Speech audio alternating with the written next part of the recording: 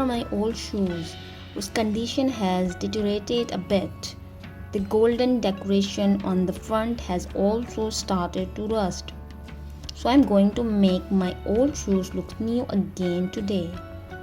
I will be using Bluebird's acrylic paints in yellow, white and golden, and a little bit of brown paint to match the original color of the shoes.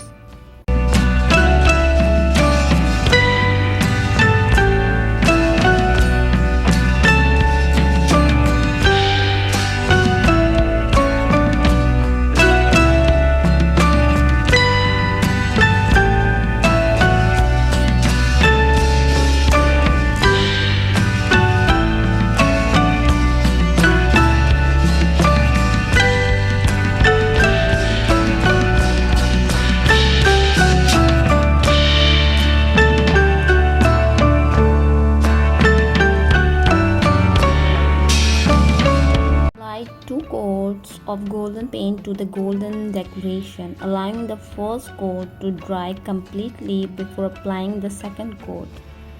After that, I applied a coat of varnish. All the flaws in my shoes have now disappeared. I hope you like my video. Please subscribe to my channel. Thanks for watching.